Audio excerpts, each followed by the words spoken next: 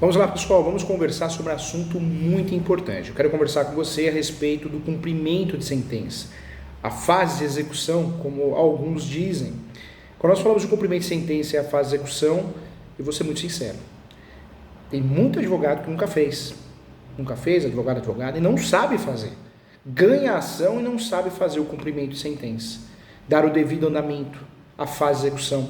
Não sabe. Usar o procedimento de execução quando necessário, infelizmente não sabe. Inclusive para honorários de sucumbência. É uma triste realidade.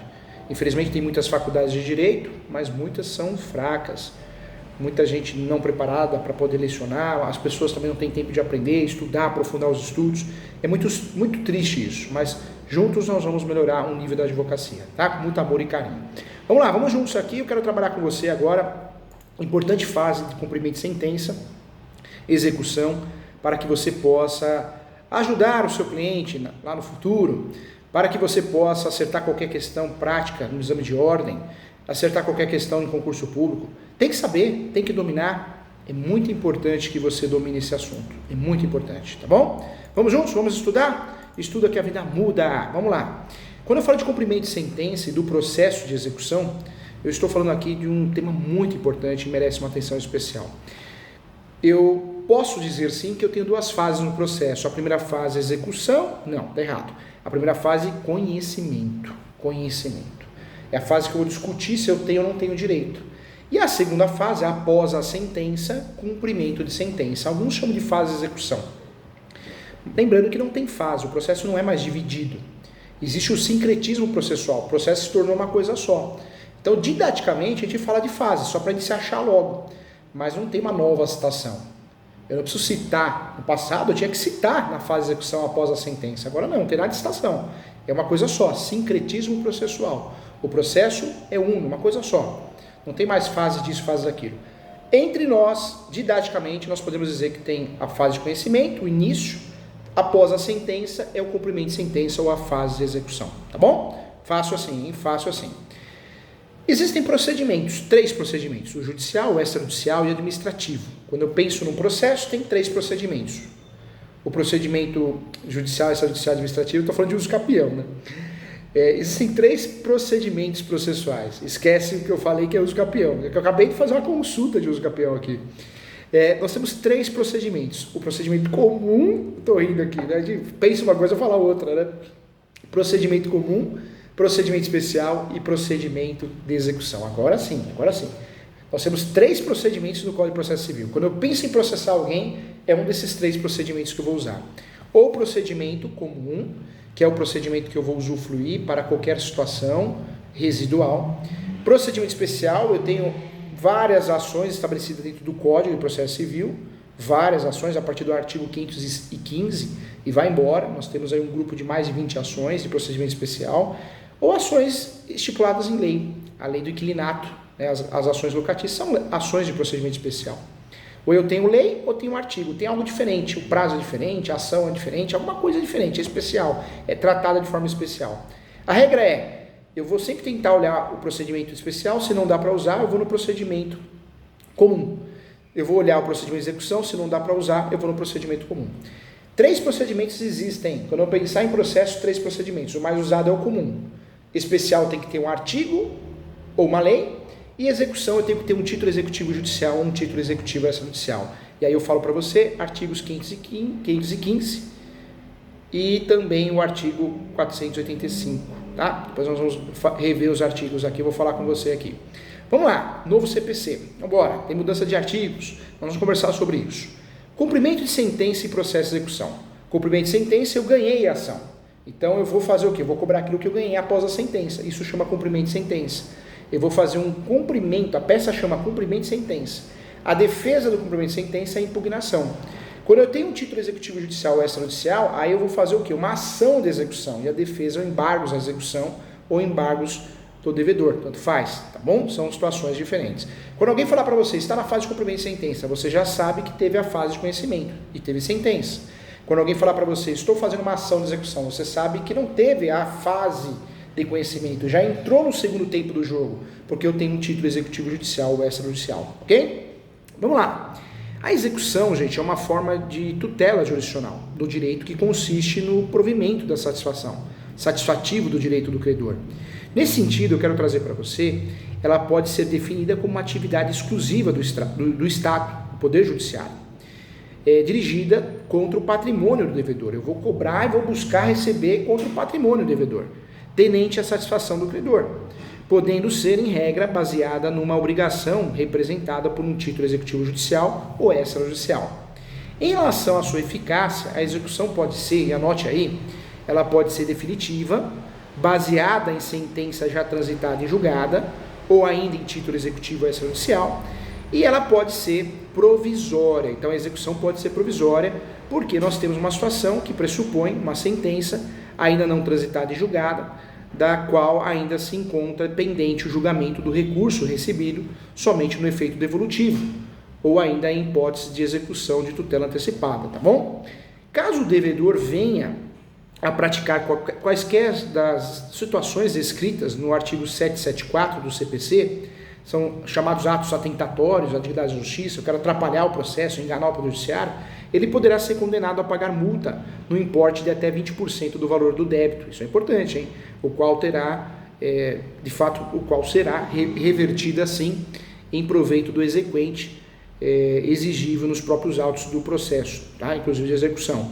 Se o juiz tiver na definição do valor da multa, ele poderá também determinar que seja calculada na avaliação ou arbitramento, sem prejuízo das eventuais sanções de litigância de má-fé, se incidir em uma das hipóteses do artigo 80 do CPC, devendo assim ressarcir o devedor quanto às eventuais prejuízos de ordem processual, tá? Isso é fato.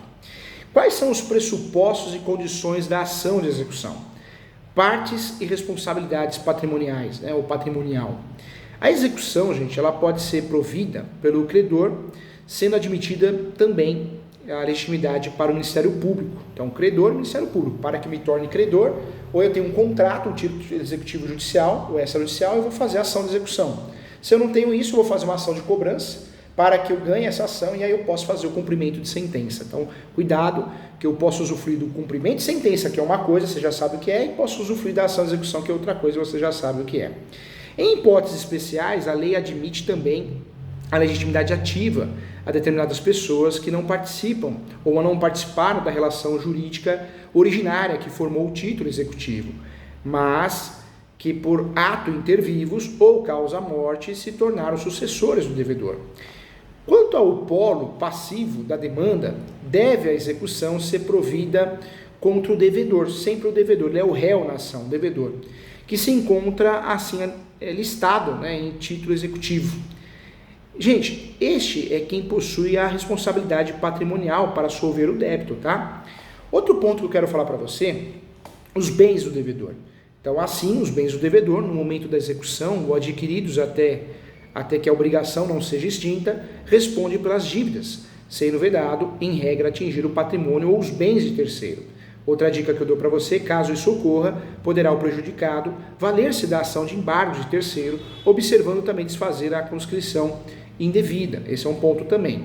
Outro detalhe que eu quero falar para você, ainda em relação à responsabilidade patrimonial, pretendendo também salvaguardar os interesses dos credores frente à conduta dos devedores, a lei prevê 2 tipos de fraude, tá? Então anote aí, vamos lá que isso é importante, hein? A primeira fraude é contra credores, ok? Fraude contra credores, que torna os atos de alienação anuláveis em virtude da situação patrimonial do devedor, inclusive por ser reduzida a insolvência, se este transmite os bens em caráter gratuito ou oneroso, antes da citação junto à ação de execução ou de conhecimento, e a intenção do devedor de adquirir o bem, causando aí, e pode causar o dano por meio de fraude. Então, fraude contra credores, eu sei que eu estou devendo para as pessoas, já fui citado, eu saio vendendo meu patrimônio, para não pagar você, credor, eu sou devedor. Então, isso é fraude contra credores. Existe a fraude à execução, termos parecidos, mas diferentes, a nomenclatura, o conceito, hein? Fraude à execução não é necessária nenhuma ação para se declarar a fraude à execução. A fraude à execução não precisa ter ação. Lá na fraude credor tem ação, tem citação. Na fraude à execução não. não é necessária nenhuma ação para declarar a fraude, pois pressupõe a existência de ação de execução em andamento e a ineficácia poderá ser decretada nos próprios autos, podendo os bens do devedor ser alcançados pelos atos de apreensão judicial, independentemente de qualquer outra ação de natureza declaratória ou constitutiva, tá? Então isso é importante também.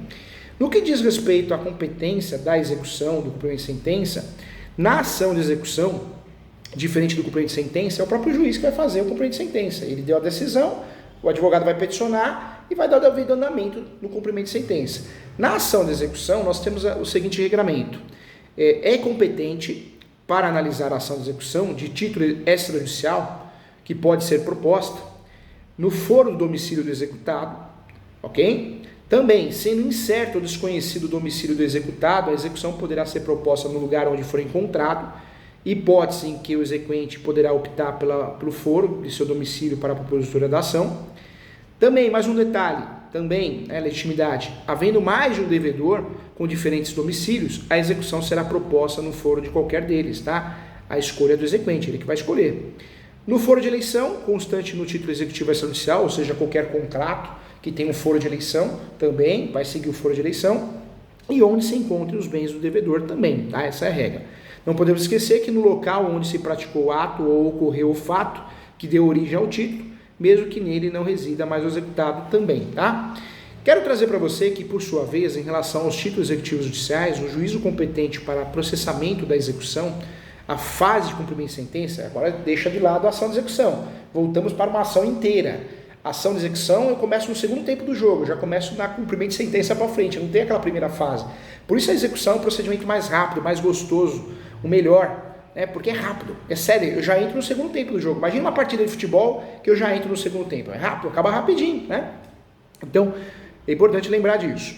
Por sua vez, gente, em relação aos títulos executivos judiciais, o juízo competente para o processamento da execução, a fase de cumprimento de sentença, os tribunais, nas causas de sua competência originária, o que eu falei, o próprio juiz, o juízo que decidiu a causa no primeiro grau de jurisdição, o juízo civil competente, quando se tratar de sentença penal condenatória, de sentença arbitral, de sentença estrangeira. Então é importante falar sobre isso também. Em relação aos títulos executivos judiciais, o juízo competente para processamento da execução, então nós temos aí sempre os tribunais nas causas de competência originária, o juízo que decidiu a causa no primeiro grau de jurisdição, o juízo civil competente que se trata da sentença penal condenatória, de sentença arbitral, essa é a regra, tá? Não dá para errar. O que eu trago para você? Nas duas últimas hipóteses que eu falei, o exequente poderá optar pelo juízo do atual domicílio do executado, pelo juízo do local onde se encontram os bens sujeitos à execução ou onde deva ser executada a obrigação de fazer, não fazer, tá? Casos em que a remessa dos autos será solicitada ao juiz de origem. Deixa eu trazer mais uma informação importante em relação à Justiça Federal. Na Justiça Federal, no caso de sentença ou decisão interlocutória estrangeira homologada pelo Superior Tribunal de Justiça, também, tá? Nós temos aí a Justiça Federal, no caso de sentença ou decisão interlocutória estrangeira homologada pelo Superior Tribunal de Justiça, também existe esse regramento. Vamos lá, em relação à inadimplência do devedor, hein? Em relação à inadimplência do devedor. O devedor inadimplente, ou quem está, ou quem a ele seja equiparado, é aquele que não satisfaz, né, não paga a obrigação de maneira espontânea, esclarecendo que o inadimplemento se dá a partir do vencimento do título, vencido, né, ou o momento da exigibilidade do crédito por ele representado. Então, importante. Nós temos aqui o conceito de título executivo e seus requisitos. Em linhas gerais, gente, o título executivo pode ser definido como um documento dotado de eficácia executiva, devidamente discriminado em lei, junto aos artigos 515 títulos judiciais, ok? Artigo 515 do Código de Processo Civil, títulos judiciais. 784, títulos extrajudiciais. Faça uma leitura do artigo 515 3 vezes, títulos judiciais, e faça uma leitura do artigo 784 dos títulos extrajudiciais 3 vezes também, combinado? É possível que a execução seja fundada em mais de um título executivo, mais um título extrajudicial. É possível, desde que sua origem, ou o mesmo negócio, ou ainda em caso do mesmo devedor, é possível sim acumular várias ações de execuções, é possível sim, tá bom? Mesmo que fundadas em títulos diferentes, e desde que para todas elas sejam competentes o mesmo juízo e a forma idêntica do processo. A lei estabelece que a obrigação contida no título executivo deve ser líquida, anota aí.